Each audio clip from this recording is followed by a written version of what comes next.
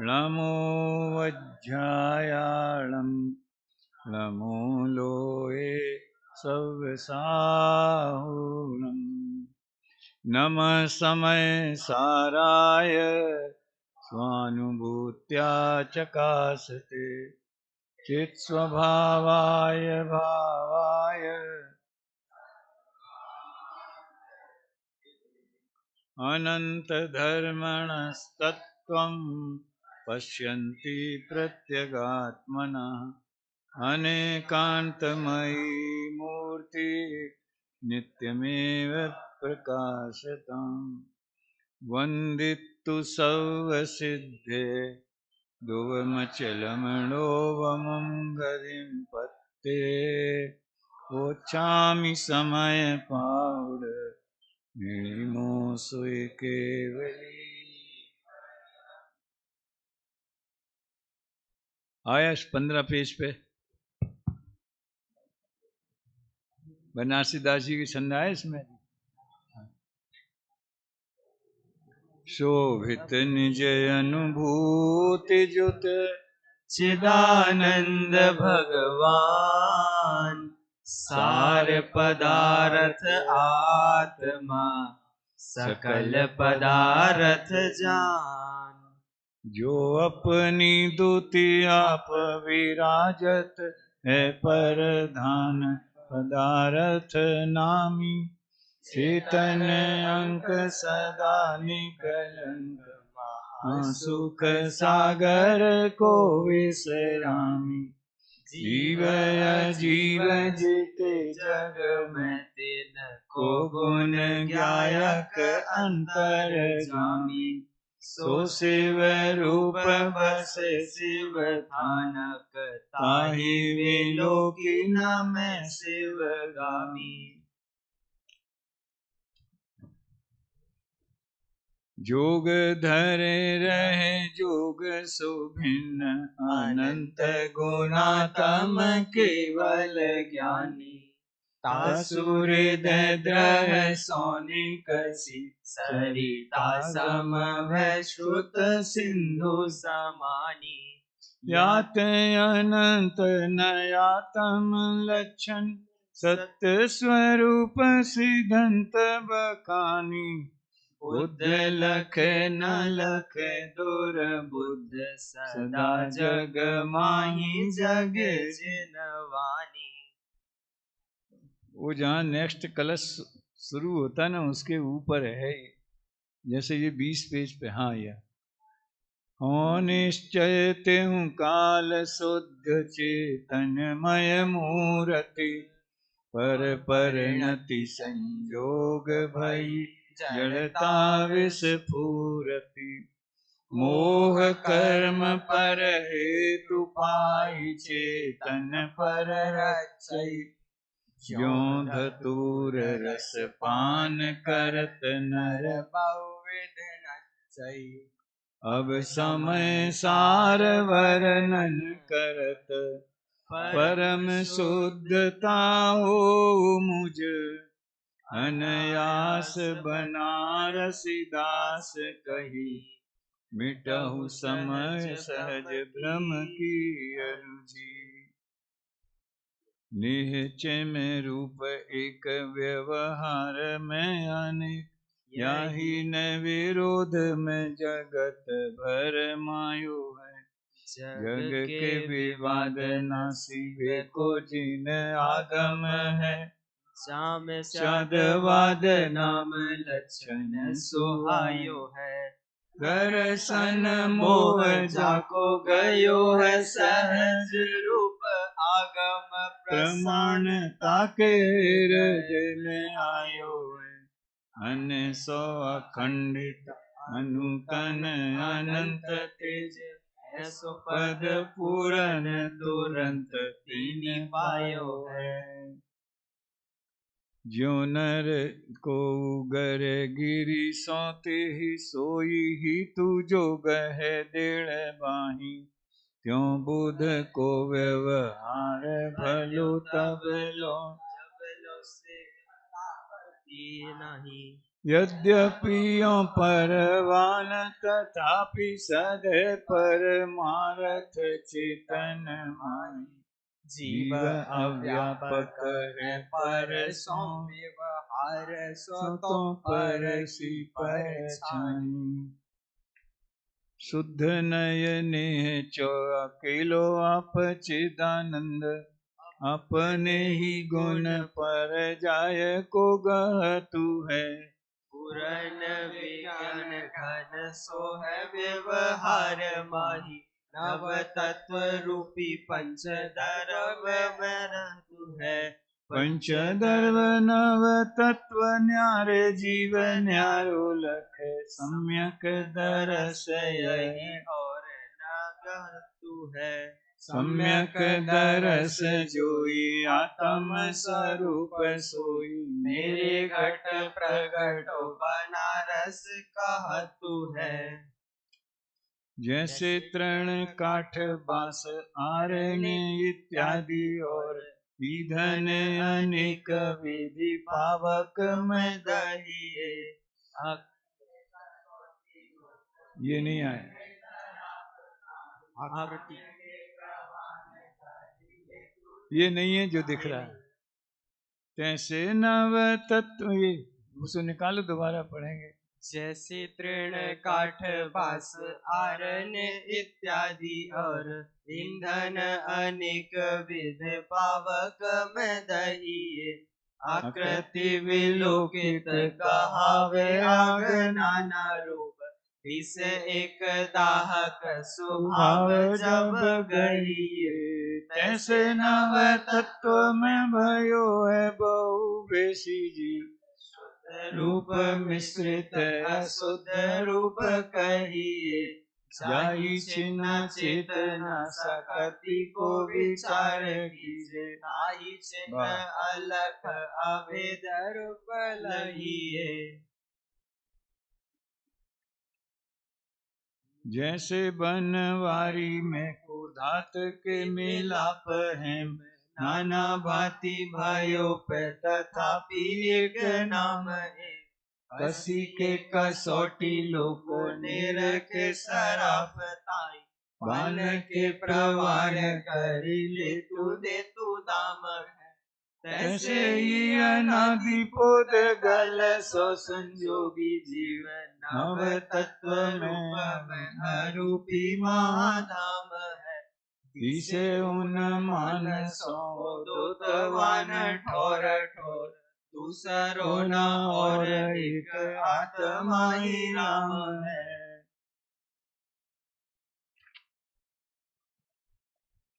आदि अंत, ये 10वां।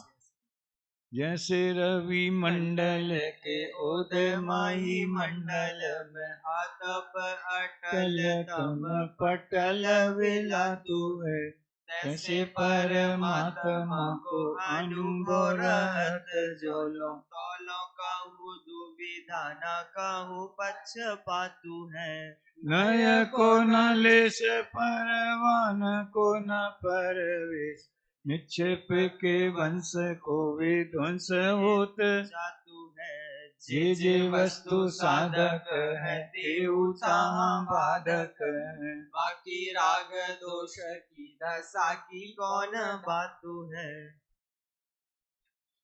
आदि अंत पूरन स्वभाव संयोक्त है, पर स्वरूप पर जोग कल्पना मुक्त है।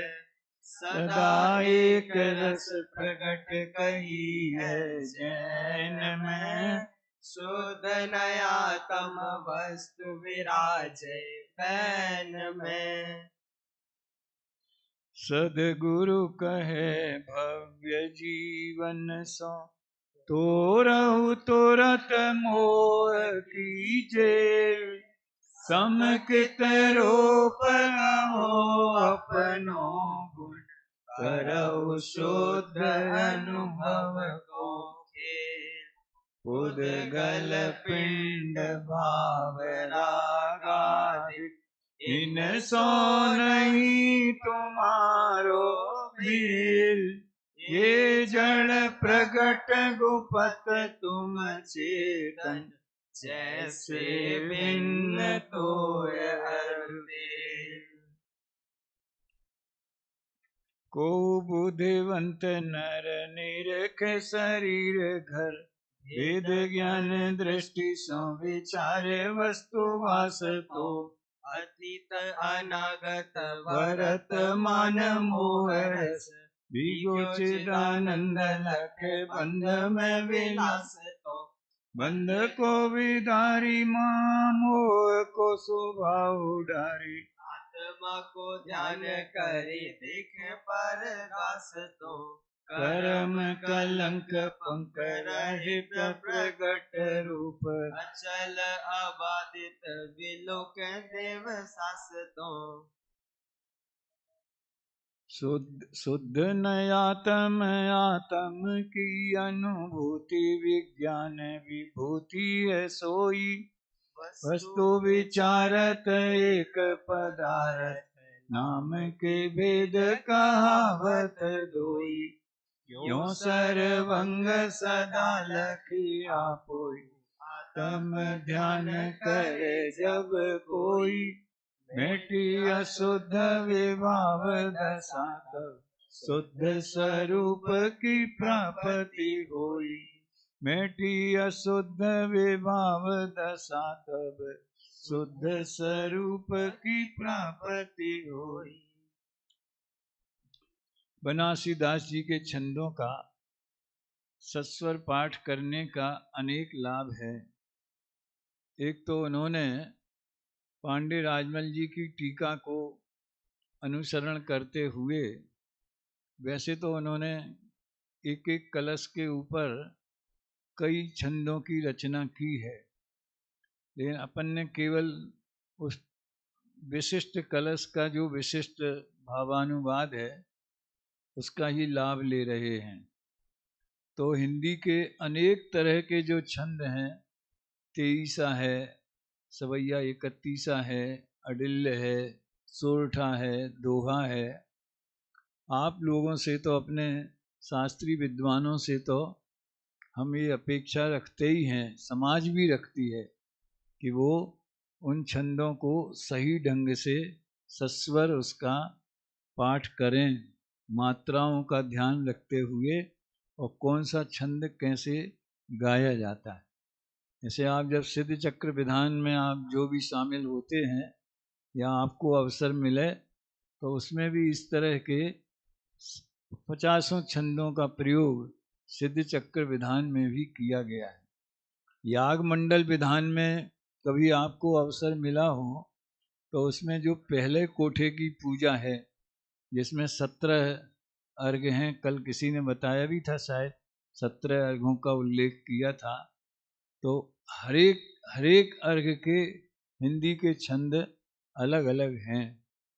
तो संस्कृत के भी अनेक तरह के छंद हैं, उनका भी अपने को शुद्ध उच्चारण सहित और सस्वर पाठ आना चाहिए। संस्कृत के छंद आपको सीखना हो तो हमने एक प्रयास किया है, YouTube पर हमारे चैनल में प्लेलिस्ट में पाठ नाम का एक समूह है, फोल्डर, उसमें संस्कृत के पूरे 278 कलशों का संस्कृत के ही छंदों का उसमें पाठ है, और शायद सर्वश्रुत ज्ञान अधिकार तक के हिंदी के छंदों का भी पाठ है। आज अपन चर्चा 13वें कलश के आधार पर पांडे राजमल जी की टीका में कुछ खास बातें आई हैं, उस बिंदु पर चर्चा करेंगे, फिर आगे भी बढ़ेंगे। तो 13वां कलश देखें अपन, 13वां कलश निकालें, पेज नंबर 38 पर है, सबसे नीचे से। बड़ा प्यारा छंद है, बसंत तिल का है, साहित्य में बहुत प्रसिद्ध है। आचार्य अमृत चंद्र ने भी, आप गिन सकते हैं, और प्रस्तावनाओं में लिखा भी रहता है कि इन्होंने कितने प्रकार के छंदों का इसमें प्रयोग किया है। और भक्तामर काव्य तो बसंत तिल का छंद के रूप में प्रसिद्ध जाना ही जाता है।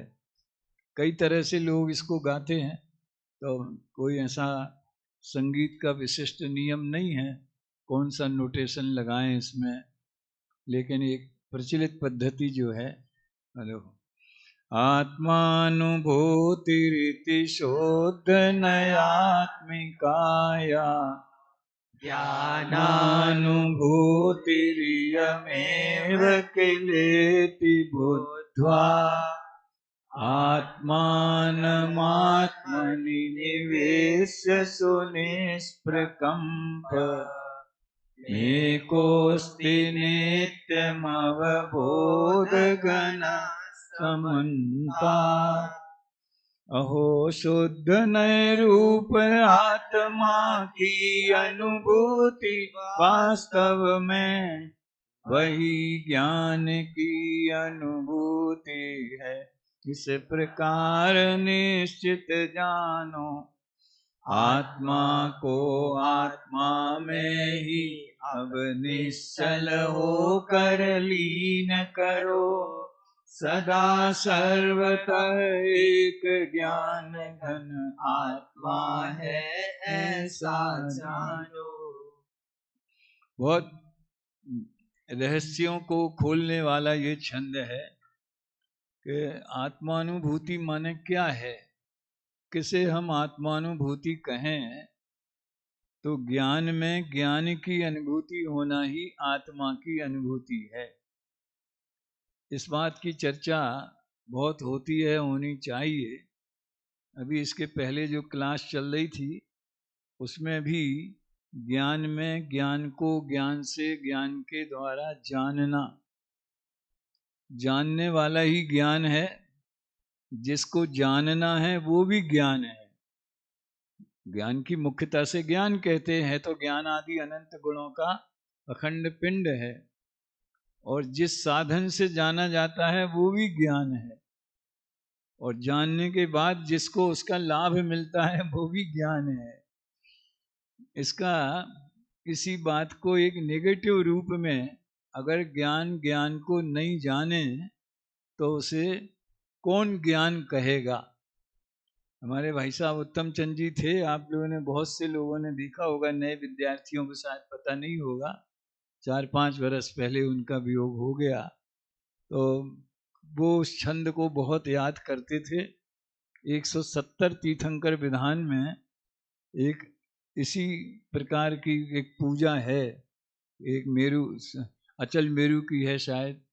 उसके जल चंदन के अक्षत सब थोड़ा कव्वाली स्टाइल में है और वो बड़े आनंद से उसको गाते तो नहीं थे लेकिन प्रवचनों में बहुत कहते थे। ज्ञान में ज्ञान को ज्ञान जाने नहीं, कौन कहता उसे ज्ञान की वानगी। है समर्पित जो गेयावली ज्ञान में, घोषणा ही करे ज्ञान सामान की। इसके पहले किसी ने सुना इसको?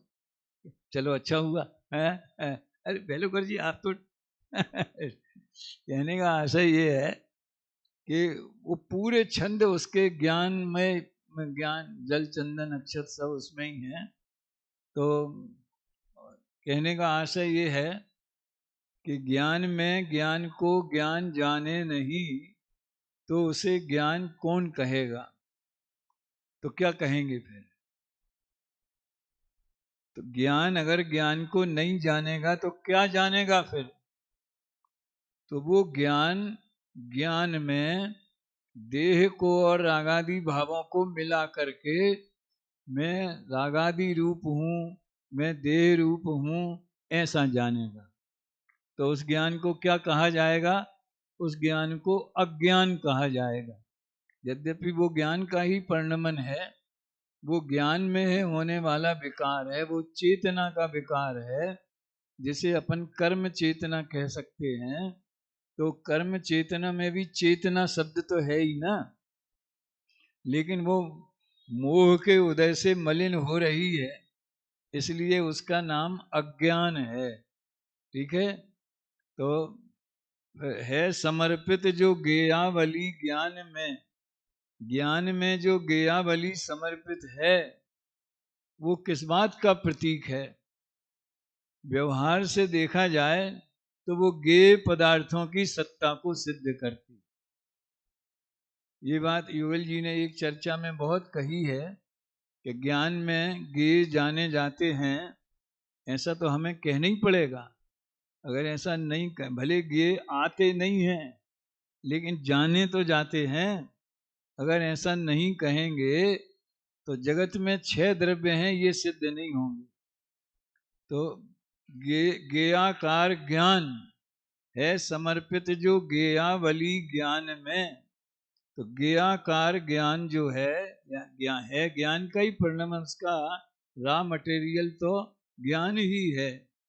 लेकिन जो आकार गेय जैसे उसमें झलक रहे हैं, कि बन रहे हैं, कि चित्रित हो रहे हैं, कि प्रतिबिंबित हो रहे हैं, कि डूब रहे हैं, कैवल्य कला में उमड़ पड़ा संपूर्ण विश्व का ही वैभव, तो वो उसमें कितने सारे बोल हैं इसके लिए।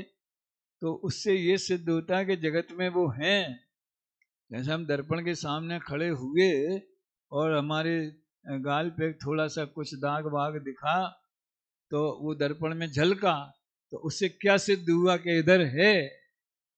इस तरह से ज्ञेयाकार ज्ञान परमार्थ से तो ज्ञान क्रिया को ही प्रसिद्ध करता है, क्योंकि वो जानन क्रिया ही है। तो ज्ञेयावली जो ज्ञान में समर्पित है वो ज्ञान चेतना की घोषणा करती। और अपन सब परीक्षा मुख्य छात्र हैं, इसलिए तुरंत अपने को फार्मूला लगाना चाहिए, अन्यथा अनुपत्ति। यदि चेतना की धारा का प्रवाह न चलता होता, यानी ज्ञान गुण का परिणमन न होता, जानन क्रिया न होती, तो ये गेय किसमें झलकती? ये अन्यथा अनुपत्ति लग गई ना, है? अन्यथा ये काम नहीं हो सकता था। तो इस तरह से ये 15वीं गाथा के पहले वाला कलश है, 15वीं गाथा की सूचना देने वाला कलश है। तो जो बात 15वीं गाथा में अमृत चंद्र देव टीका में कहेंगे, उसकी सूचना उन्होंने दे दी। देखो टीका पढ़ता हूं मैं। सर्वांग ज्ञान पुंज चेतन द्रव्य रूप आत्मा अपने से अपने में ही प्रविष्ट होकर, ये वही आया कर्ता कर्म का अनन्यपना है। अपने से, यहाँ तो करण भी अनन्य हो गया। ये सुना है आपने, भिन्न कारक और अभिन्न सठ कारक, भिन्न सठ कारक सुने होंगे ना, कुछ लोगों ने तो सुने ही होंगे, हैं? भिन्न सठ कारक क्या होता है? सठ कारक वाला पाठ है शायद तत्व ज्ञान पाठमाला में, है मेरी ख्याल से।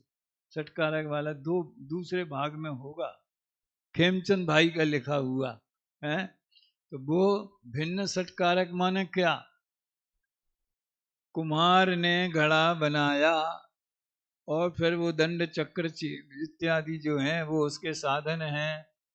फिर जो घड़ा खरीद के पानी पिएगा, जैसे नाचार्य ने ऐसा संप्रदान कारक लगाया है व्यवहार, कि जो घड़ा खरीद के पानी पिएगा उसको लाभ मिलेगा। और एक और अपेक्षा, जैसे नाचार्य की टीकाओं में इस तरह के बढ़िया प्रयोग आते हैं। और सरल संस्कृत आपको देखना हो कैसी होती है, तो आप जैसे नाचार्य की टीकाएं पढ़ें, बहुत सरलता से और बहुत स्पष्ट बढ़िया खुलासा है। अब प्रसंग आ गया है तो आपको बताता हूँ। बहुत दिनों से मैं अमृत चंद्र आचार्य और जैसेनाचार्य की तुलना किया करता हूँ। तो जैसेनाचार्य मुझे एक, समझ लीजिए, प्राइमरी या मिडिल स्कूल के टीचर जैसे लगते। ये उनकी गरिमा कम करने जैसा नहीं है, बल्कि उनकी शैली कैसी है।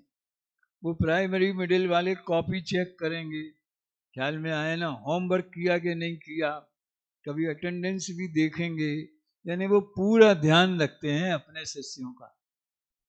तो ये अन्वय खंडान्वय करेंगे, एक एक शब्द का अर्थ क्या है ये बताएंगे, उसमें जरूरत होगी तो नए विवक्षा भी लगाएंगे कि कौन सा कथन किस नए से कहा गया है, और अंत में भावार्थ लिखेंगे।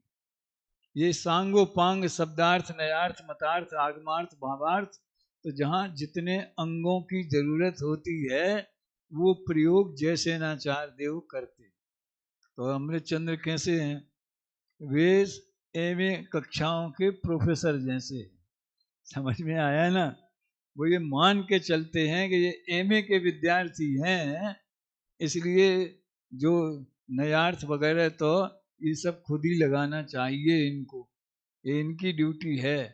वो तो जो उसकी आध्यात्मिक और अनुभूति परक गहराई है उसमें जाते हैं।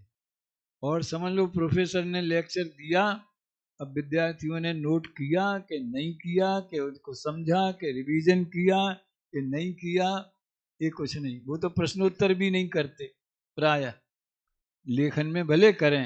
खैर, तो देखो, तो ये ज्ञान में ज्ञान भिन्न सठ कारक क्या है? कुम्हार करता है, घड़ा कर्म है। ये जैसनाचार्य की याद इसलिए आई कि उन्होंने संप्रदान कारक में एक और प्रयोग किया। वो घड़ा बनाने से, मान लो किसी बड़े आदमी ने बनवाया हो, समझ में आया ना, और वो खुश हो गया तो उसको इनाम मिल गया, या घड़े बिक गए तो बिकने से जो उसको लाभ हुआ, आर्थिक लाभ, फिर उसने जो लाभ उठा करके जो क्या बोलते हैं विषय भोग भोगे, ये तो वो कुम्हार संप्रदान कारक हो गए। इस तरह से कई प्रयोग इन्होंने किए। लेकिन अनेक अनेक वस्तुओं में किसी को कर्ता कहना, किसी को कर्म कहना, किसी को करण कहना, ये व्यवहार नय का विषय है, और ये असद्भूत उपचरित व्यवहार नय का प्रयोग इसमें होता है। अब हम नए वाले ट्रैक पर जाएंगे तो कक्षा नए चक्र की हो जाएगी, तो वो सही नहीं होगा, क्योंकि वो ऑलरेडी चल रही है आपकी है। हमें तो केवल ये बताना है कि भिन्न पदार्थों में अगर हम किसी को कर्ता कहें, किसी को करण कहें, कर्ता कर्म अधिकार में क्या लिया है आखिर? कि मैं आत्मा करता हूं और ये क्रोधादि मेरे कर्म हैं। तो वहां क्रोधादि में, और पांडे राजमल जी ने ज्ञानावरणादि लिया, अमृतचंद्र आचार्य ने क्रोधादि लिया। तो कुछ भी लियो, क्रोधादि भी पर भाव हैं, सो पर ही हैं। तो अपने को कर्ता माना और दूसरे को कर्म माना। सचमुच में जब हम ऐसा अनुभव करें तो अज्ञान है, और उस अज्ञान से बंध होता है। ये कर्ता कर्म की अधिकार की शैली है, यहां से शुरू हुआ। और जब ये कर्ता कर्म की प्रवृत्ति मिटती है तो भेद विज्ञान होता है, तो बंध नहीं होता है। कहने का आशय ये है कि ये भिन्न पदार्थों को कर्ता और कर्म मानना, अभी 2 दिन पहले से जो दादा के प्रवचन चल रहे हैं वो इसी बिंदु पर चल रहे अरहंत चैनल पे। अभी अभिन्न सठ कारक क्या है? कि मैं ही मेरा कर्ता धर्ता, मुझ में पर का कुछ काम नहीं, मैं मुझ में रहने वाला हूं, पर में मेरा विश्राम नहीं। तो मैं आत्मा हूं और मैं अपने भावों का करता हूं। अब इसमें नए कौन सा लगेगा? तो पर के कर्ता कर्म पने का जब निषेध करना होवे तो ये कथन निश्चय नहीं में चला जाएगा। इसलिए तो ज्ञाता या वक्ता के अभिप्राय को नए कहा है। अकेली शब्द रचना को नए नहीं कह सकते अपन।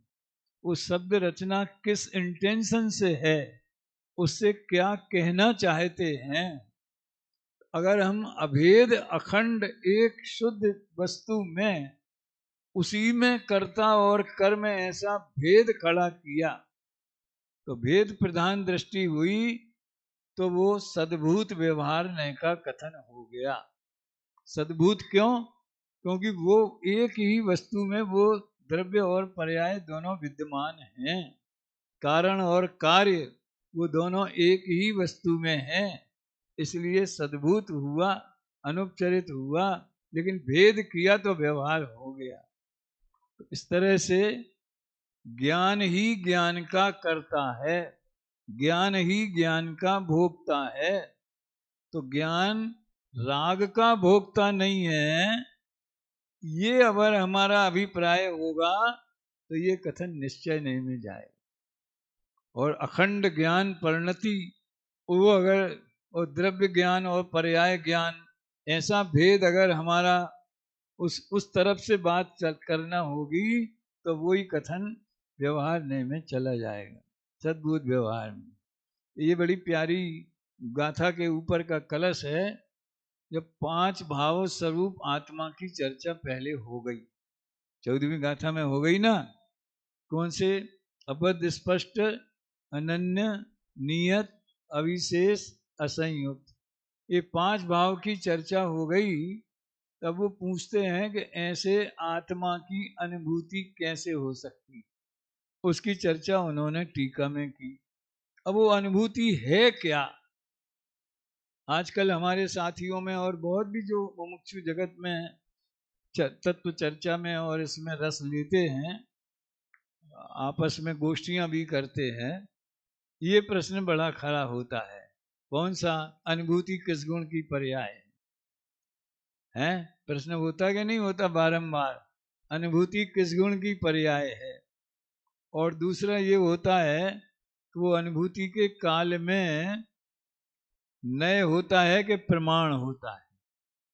तीसरा प्रश्न ये खड़ा होता है कि वो अनुभूति मति ज्ञानात्मक है कि श्रुत ज्ञानात्मक है? ऐसे ये वातावरण और ये चर्चा होती है तो ये इष्ट है, ऐसी ही चर्चा होती रहनी चाहिए।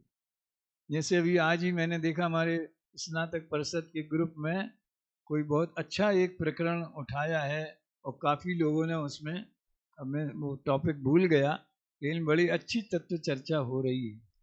यही होनी चाहिए बजाय आपस की राग द्वेष की बातों की। तो 15वीं गाथा ये जवाब देती है। देखो, जैसे एक कार चलती है तो गतिशील तो पूरी कार होती, अकेले पहिए चलते हैं और बाकी की खड़ी रहती है, ऐसा होता क्या? लेकिन उसमें पावर कहाँ से आता है? तो पेट्रोल से आता है, ऊर्जा वहां से मिलती है। समझ में आया? और पहिए गतिशील होते हैं तो पूरी कार चलती है, और पहिए अगर वहीं वहीं घूमते रहें और आगे नहीं बढ़े तो गाड़ी भी आगे नहीं बढ़ेगी। कहने का आशय यह है कि ज्ञान यानी चेतना का परिणमन वो सारे अनंत गुणों में लीडर है, वो ही मुख्य है। मैं तो उसका उदाहरण देता हूं, कार में जो क्या बोलते हैं उसको, एक्सीलेटर, वो दबाते इतना सा, उसका वजन तोलो तो 100-200 ग्राम निकलेगा, इतना सा एक्सीलेटर दबाओ, उससे पूरी गाड़ी चल जाती। ऐसे ये ज्ञान वो काम करता है, वो त्रिकाली ध्रुव ज्ञान नहीं, वो ज्ञान की चेतना की वर्तमान पर्याय में जो धारा बह रही है वो ये काम करती। तो यद्यपि अभेद विवक्षा में देखा जाए तो अनुभूति में श्रद्धा भी है, ज्ञान भी है, चारित्र भी है, तीनों की एकता का नाम अनुभूति है। और साथ में अनुभूति का फल भी है, वो क्या है? वो आनंद है। समझ में आया ना? अष्टपाहुट में जयचंद जी छावड़ा ने तो आनंद को ही सम्यक दर्शन का अविनाभावी लक्षण बताया। लक्षण माने सम्यक दर्शन हुआ कि नहीं, इसकी पहचान आनंद से होगी। अगर अतीन्द्रिय आनंद आया तो समझ लो हमें सम्यक दर्शन सम्यक ज्ञान हुआ है। और अगर आनंद नहीं आया और जैसा चल रहा है वैसे ही चला, मानसिक आनंद है, विचारों का आनंद है, ऐसा ही अगर चला तो सम्यक दर्शन ज्ञान नहीं, ऐसी पहचान कराइए। तो यद्यपि उसमें और कई जगह उदाहरण भी आता है, जैसे आयुर्वेद में बहुत सारी दवाइयों को मिला करके, चूर्ण बूरण मिला करके 100 गोलियां बना दी। अब वो 10 प्रकार की चीजें हैं उसमें, तो 1 ग्राम की गोली में 10 प्रकार की चीजें। ऐसे अनुभूति में श्रद्धा, ज्ञान, चारित्र, आनंद और वीर्य, ये सब चीजों का सम्मिश्रण है। दादा वो प्रवचन में बोलते हैं ना, यूना कांता समागमऊ, एक वो न्याय ग्रंथ का उदाहरण देते हैं, शायद राजवार्तिक का है, काय का है? प्रमे रत्नमाला का यूना कांता समागम, तो वो अनुभूति के लिए है वो उदाहरण। उसमें कितने गुणों का परिणमन काम करता है, लेकिन ज्ञायक स्वरूप में हूं ऐसा जानना और ऐसी प्रतीति होना और उसमें स्थिरता होना और उस स्थिरता होने की सामर्थ्य का यूज होना, बल वीर्य, ये सब ज्ञान में होता है। ये बड़ा आनंददायक प्रकरण है। इस विषय को समझना सुनना ये बहुत ही और अपने आत्म हित के लिए मुख्य प्रयोजन भूत ये प्रकरण है। और देखो आप, मोक्ष मार्ग में 3 धाराएं हैं ऐसा कहना भी व्यवहार है। दयानंद राय जी की जो रत्नत्रय पूजा है उसका अंतिम जयमाला के बाद में, रत्नत्रय की जयमाला के बाद में अंतिम दोहा आता है क्या? एक स्वरूप प्रकाश निज 3 भेद व्यवहार, और ध्यानत को सुखदाय वचन कहो नहीं जाए, ज्ञानत को सुखदाय, इस टाइप का है। यानी सम्यक दर्शन ज्ञान चारित्र ये वास्तव में क्या है? ये एक शुद्ध चैतन्य स्वरूप का ही प्रकाश है। समझाने के लिए, प्रयोग पद्धति बताने के लिए, और तीनों में थोड़ा फर्क तो है ही, लक्षण भेद गुरुदेव ने बताया ना, श्रद्धा का लक्षण, ज्ञान का लक्षण, चारित्र का लक्षण, तो 3 भेद करना वो व्यवहार। सुनो, निश्चय मोक्ष मार्ग में 3 भेद करना। सम्यक दर्शन भी निश्चय मोक्ष मार्ग है, निश्चय सम्यक दर्शन, निश्चय सम्यक ज्ञान, निश्चय सम्यक चारित्र, लेकिन ऐसा 3 भेद करना वो व्यवहार है। तो निश्चय क्या है कि एक आत्मानुभूति। अब उसको वाणी से कहेंगे तो व्यवहार खड़ा हो जाएगा। 5वें कलश में एक बहुत बढ़िया बात आती है कि वचन भेद ही व्यवहार को खड़ा कर देता है। देखो इसमें सर्वांग ज्ञान पुंज चेतन द्रव्य रूप आत्मा अपने से अपने में ही प्रविष्ट होकर अशुद्ध परिणमन से रहित शुद्ध होता है। वाह! चेतन द्रव्य रूप आत्मा शुद्ध होता है। तो अभी अशुद्ध था, हाँ, वर्तमान पर्याय।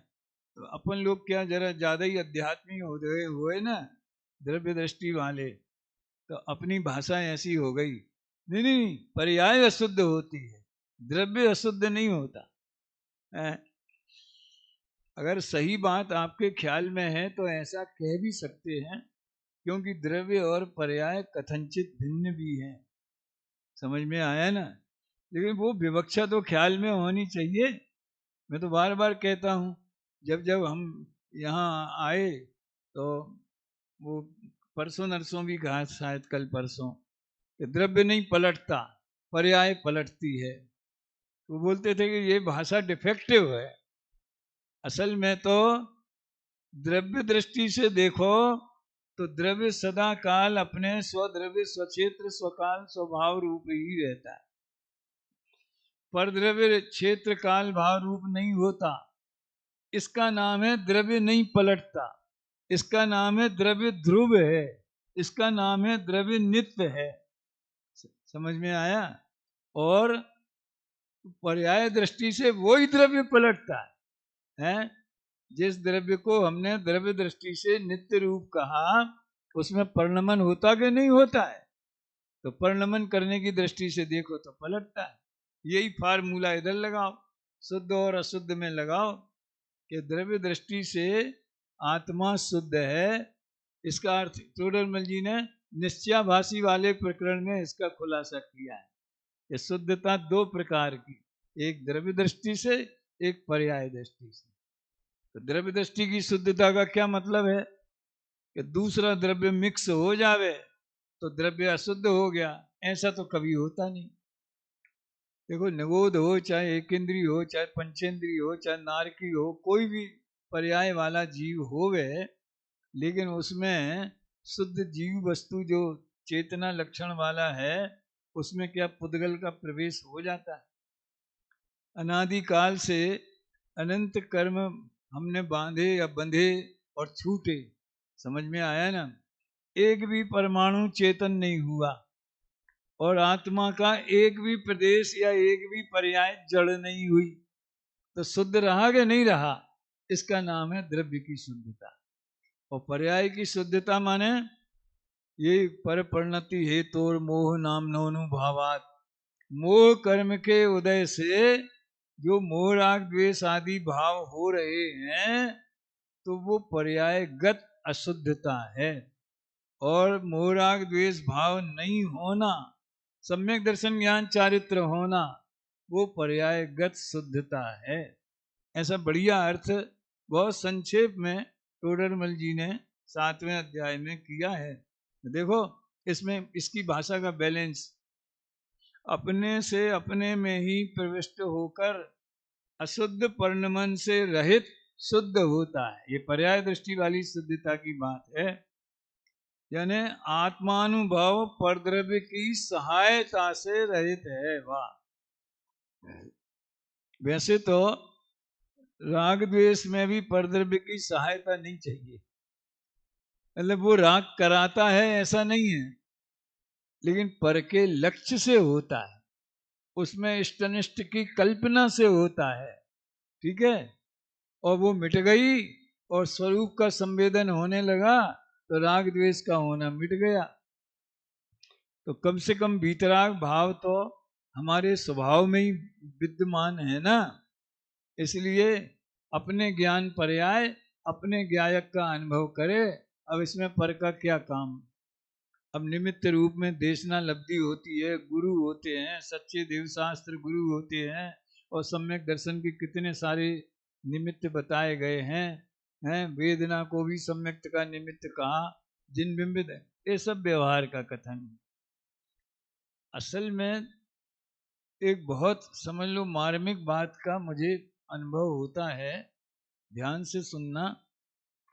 सारी समस्या जो गुरुदेव श्री के द्वारा प्ररूपणा हुई तत्व की, और जो जिन लोगों को समझ में नहीं आई, उनने उस प्ररूपणा के विरुद्ध सैकड़ों आगम प्रमाण खड़े कर दिए। गोमटसार में ऐसा लिखा है, धवला जी में ऐसा लिखा है, फलाने ग्रंथ में ऐसा लिखा है। तो हम लोग जब दादा के साथ घूमने जाते थे, तो ये बहुत कहते थे दादा ये बात, क्या अभय कुमार जी, गुरुदेव ने जो नीति अपनाई वो बहुत सोच समझ के अपनाई। कौन सी नीति? किसी से वाद विवाद नहीं करना, किसी से चर्चा नहीं करना, जिसको समझना होवे, समझने की जिज्ञासा होवे, वो इधर आए, प्रश्नोत्तर करे, तो उसका समाधान हम करेंगे। ऐसी नीति क्यों अपनाई? क्योंकि हम एक आगम प्रमाण देंगे, वो 100 देगा, तो आगम की आगम से लड़ाई होगी। समझ में आया ना? हम कहेंगे कि आत्मा रागादि भावों का कर्ता नहीं है, या कर्म से विकार नहीं होता, वो पूरा गोमट सार और कर्म कांड और धवला जी वगैरह सब खड़ा कर देगा, तो देखो इसमें ही लिखे। तो आगम से आगम टकराएगा तो निर्णय कैसे होगा? क्या हम उसे गलत कहेंगे? क्या हमें है हिम्मत? क्या हमारी श्रद्धा ये बोलती है कि नहीं, हम उस आगम को नहीं मानते, हम करणान योग को नहीं मानते, हम चरणान योग को नहीं मानते? देखो, द्रव्यान योग में केवल अध्यात्म का प्रकरण ही ऐसा है जहां शुद्ध नय की प्रधानता से आत्मा का और मोक्ष मार्ग का निरूपण किया गया है। बाकी न्याय ग्रंथों में भी, सुनो, न्याय ग्रंथों में भी निमित्त और उपादान दोनों कारण से कार्य की उत्पत्ति होती है। वो समन्वय आचार्य की एक कारिका दादा ने इसमें क्रमबद्ध पर्याय में कोट की है। क्या है? अलंग शक्ति भवितव्यतेयम हेतु द्वया विस्कृत कार्य लिंगा। क्या मतलब है? हेतु द्वया, अभी मैं अलंग शक्ति वाली बात नहीं करूंगा, हेतु द्वय से आविष्कृत कार्य जिसका लिंग माने चिन्ह है, किसका? भवितव्यता का। कैसी है वो भवितव्यता? जिसकी शक्ति अलंग है, यानी उसे कोई चैलेंज नहीं कर सकता, क्या मैं ऐसा नहीं होने दूंगा। अब वो अलंगिता की बात मुझे नहीं करना है। हेतु द्वय से उत्पन्न होने वाला कार्य, इसका क्या अर्थ है? और समंतभद्र जैसे महान आचार्य, उनको भी कलिकाल सर्वज्ञ कहा जाता है। उनकी द्वारा लिखी गई कारिका है, स्वामी स्तोत्र में है शायद, है। हेतु द्वय का क्या अर्थ है? बोलो। निमित्त और उपादान, अंतरंग हेतु और बहिरंग हेतु। तो द्रव्यान योग का जो न्याय शाखा है, न्याय वाला जो डिपार्टमेंट है, वो भी असद्भूत व्यवहार को प्रमाण में लेकर के, क्योंकि वो भी सम्यक ज्ञान का अंग है डॉक्टर साहब, इसलिए वो उसमें मिला के बोलता है कि हेतु द्वय से कार्य होता है। और हम समय सार की बात करेंगे, जो गुरुदेव की देशना का मुख्य आधार बिंदु है। एक द्रव्य दूसरे द्रव्य का कभी करता नहीं, एक परिणाम के न करता द्रव्य दोई, दोई परिणाम एक द्रव्य न कर तू है, एक कर तुति दोय द्रव्य कबू न करे, दोय कर तुति एक द्रव्य न धर तू है। बोलो। पूरा कर्ता कर्म अधिकार, एक परिणाम के दो, और समय सार मूल गाथा, दो द्रव्य मिलकर के एक कार्य करते हैं। कोई बता सकता है उसको कौन सा सर्टिफिकेट दिया है? द्विक्रियावादी मिथ्या दृष्टि। क्या? द्विक्रियावादी मिथ्या दृष्टि। अब बोलो कैसे मेल बैठे? बात समझ में आई मैं कौन सा मुद्दा उठा रहा हूं? इसलिए जरूरी है नए विवक्षा समझना, पहले जरूरी है। पहले सोनगढ़ से जो ग्रंथ छपते थे आचार्यों के, अभी भी उसमें देते होंगे, मंगलाचरण के पहले समझ लो ये मेन फ्रंट लाइन पर मंगलाचरण प्रारंभ हुआ ग्रंथ का, उसके पीछे, बिल्कुल पीछे नहीं, उसके पहले वाले पेज पे, ये बैक पर, शास्त्रों का अर्थ करने की पद्धति, वो दिया। पहले जे पढ़ लो, चाहे समय सार पढ़ो, चाहे प्रवचन सार पढ़ो, चाहे कोई भी ग्रंथ पढ़ो, चाहे चारों अनुयोगों के ग्रंथ पढ़ो, शास्त्रों का अर्थ करने की पद्धति समझ में आएगी तो आगम से आगम नहीं टकराएंगे। फिर उभय ने विरोध ध्वंस नहीं स्यात् पदांक के हो जाएगा। स्यात् पद से चिन्हित, स्यात् पदांक के माने स्यात् पद से चिन्हित जो जिनवाणी है, वो दोनों नयों का विरोध को मिटा देती है। अब राजा ऋषभ देव के समझ लो 100 पुत्र थे, हैं, और भरत चक्रवर्ती के 60,000 थे, 96,000 रानियां थी। तो ये कैसे हो सकता है? आत्मा का पुत्र होता है कभी? तो दो बातों में विरोध आ गया, तो स्यादवाद माने नई पद्धति, वो इसको मिटाएगी। क्योंकि देखो भैया, वो व्यवहार का कथन है। और शायद आज ही गुरुदेव के उसमें आ रहा था, या मैं वो अरहन चैनल वाला सुन रहा था, उसमें आता है। और ये तो टोडरमल जी का वाक्य है। ये ऐसा ब्रह्म वाक्य है कि हमेशा वो ध्यान में रखें तो जिनवाणी पढ़ें, तो वो समझ में आएगी, नहीं तो एकांत हो जाएगा। क्या?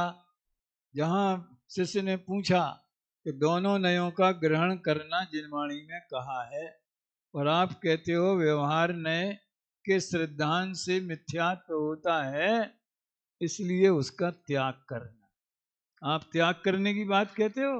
अमृत चंद्र आचार्य ने 12वीं गाथा की टीका में लिखा है कि दोनों नयों का ग्रहण करना चाहिए। निश्चय का त्याग करेंगे तो क्या होगा? तत्व का लोप हो जाएगा। और व्यवहार नय को छोड़ देंगे तो तीर्थ का लोप हो जाएगा। तो दोनों नय का ग्रहण।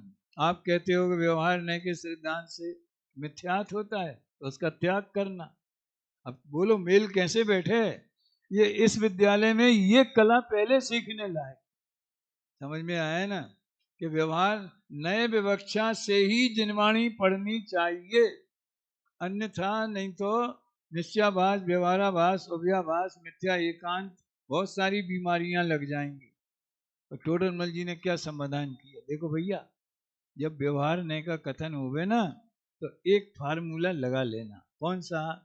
ऐसा है नहीं, अभी फुल स्टॉप नहीं है, अभी कॉमा है। क्या? ऐसा है नहीं, निमित्त आदि की अपेक्षा उपचार से कहा गया है। तो ये सब जगह ये फार्मूला लगता है, हैं? अरे भेद में भी लगता है ये ये फार्मूला तो कुंद कुंद देव ने 7वीं गाथा में लगा दिया कि आत्मा में दर्शन है, ज्ञान है, चारित्र है। तो दूसरी लाइन में क्या कह दिया? ऐसा है नहीं, यानी शुद्ध चैतन्य की अनुभूति करोगे तो न दर्शन है, न ज्ञान है, न चारित्र है। ये पूरा प्रकरण इसमें से निकल आया। अभी प्रश्नोत्तर भी इसमें देखो, यहाँ कहा जा रहा है कि आत्मानुभव करने से आत्मा शुद्ध होता है, जबकि अन्यत्र ऐसा कहा है कि ज्ञान गुण मात्र का अनुभव करने पर आत्मा शुद्ध होता है। तो ज्ञान का अनुभव करना कि आत्मा का अनुभव करना? अरे आत्मा ज्ञानम, स्वयं ज्ञानम है। ज्ञानात अन्यत करोति किम, ज्ञान ही आत्मा है। ये तो कई दफे कहने का मन होता है। आत्मा माने जीव नहीं होता, शब्द व्याकरण के हिसाब से देखो। आत्मा माने चेतन नहीं होता, आत्मा माने मैं होता है। क्या? आत्मा का अर्थ क्या होता है? मैं।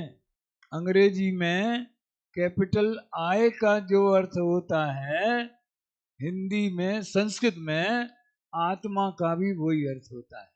और वैसे ही प्रयोग हिंदी साहित्य में होते हैं। आत्मकथा, आत्म प्रशंसा, आत्म निंदा, आत्महत्या।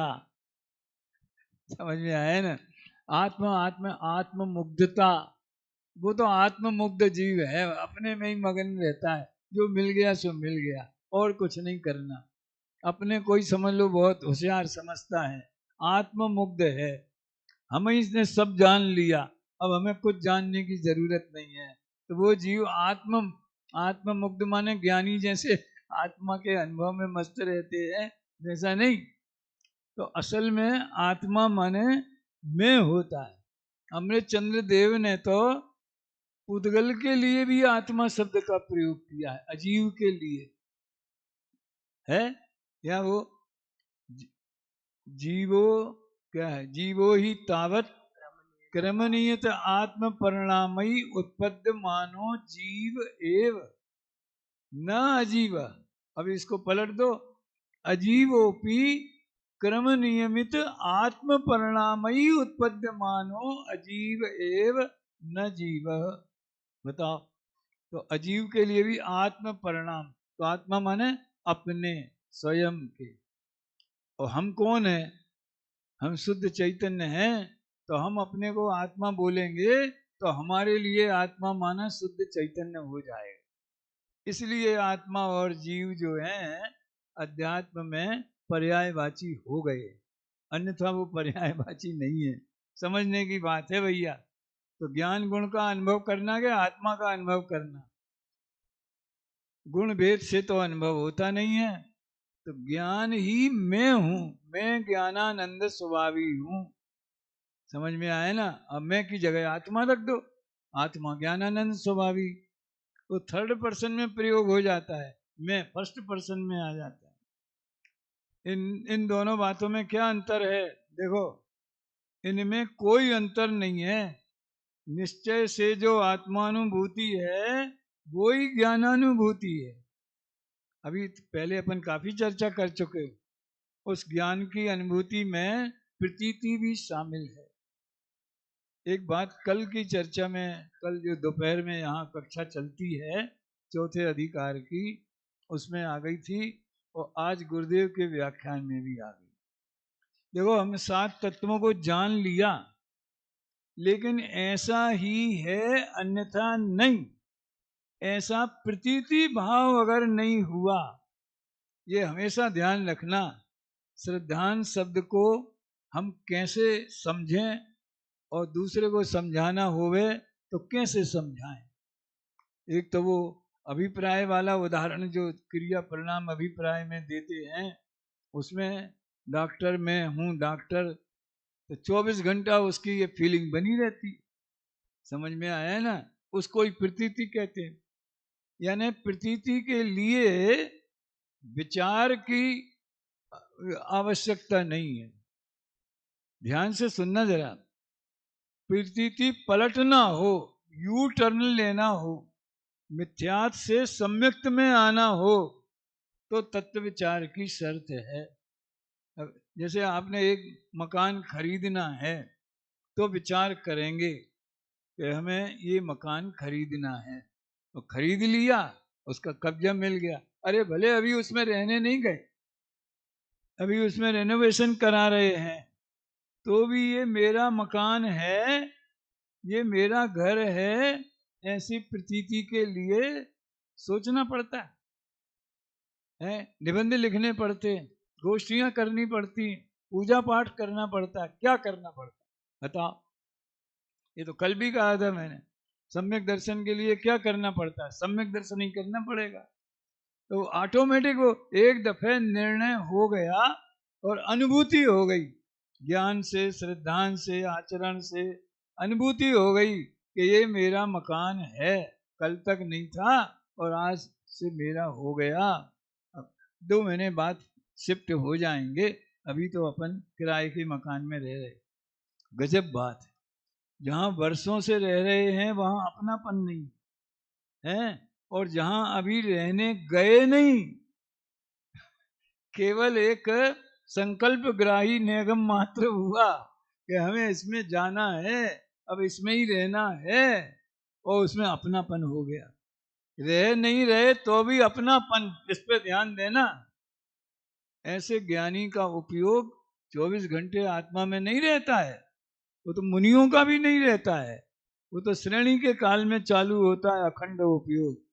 तो ज्ञानी अशुभ उपयोग में भी हैं, शुद्धोपयोग में भी हैं, तो भी प्रतीति, अपनेपन की प्रतीति कहाँ है?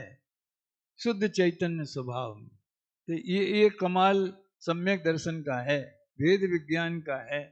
तो ज्ञानानुभूति, वो उनके ज्ञान में वो प्रतीति बनी रहती। यहाँ एक बात और समझना, कभी श्रद्धा, ज्ञान, चारित्र तीनों को अलग अलग कह के भी बताया जाता है, प्रायः बताया जाता है। ये ज्ञान का काम है, ये चारित्र का स्वरूप, ये श्रद्धा का स्वरूप। और बहुत जगह ज्ञान और चारित्र को मिला देते। ये शुद्धोपयोग, शुभोपयोग, अशुभोपयोग, ये क्या है? अकेला ज्ञान शुभ अशुभ शुद्ध होता है? ये तो राग को मिला दो तो अशुद्धोपयोग हो गया, और एक शुद्ध चैतन्य का अनुभव वीतराग भाव को साथ में ले लो तो शुद्धोपयोग हो गया। यानी वहां ज्ञान और चारित्र को मिला के कहा गया। इसी तरह से ज्ञान में प्रतीति होती है।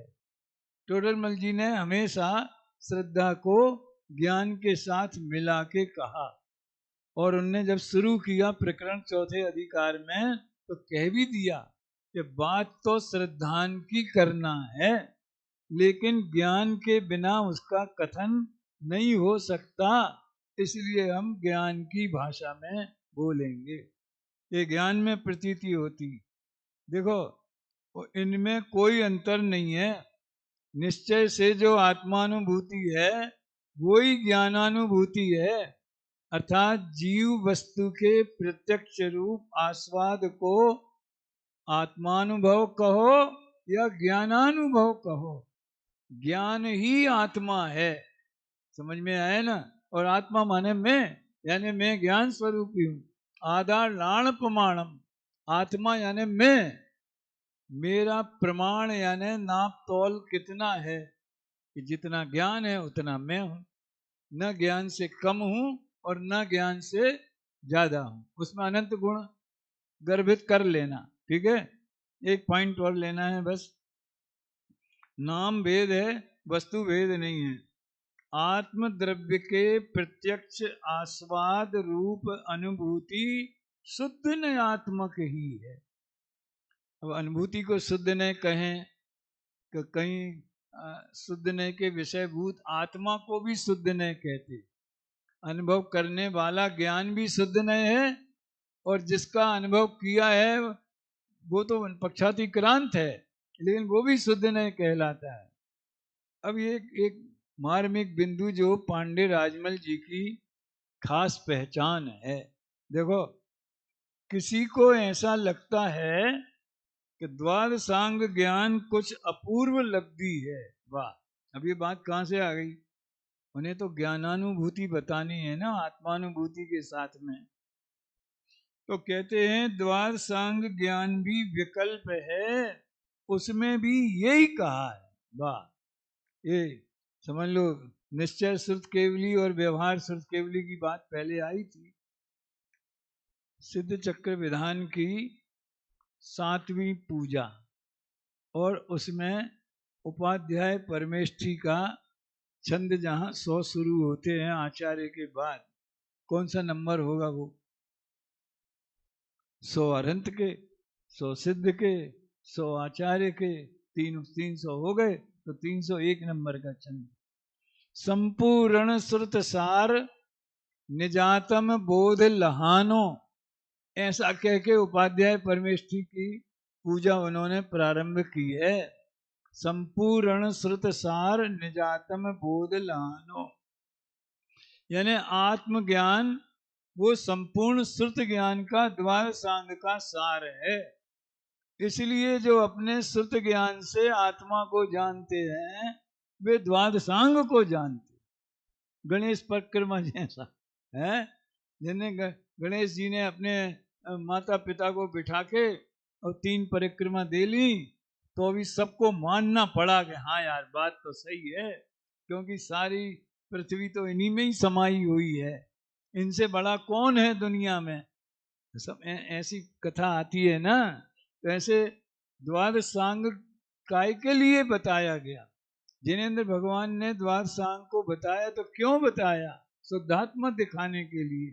ये बहुत मार्मिक प्रकरण है। तो द्वादशांग में भी यही कहा।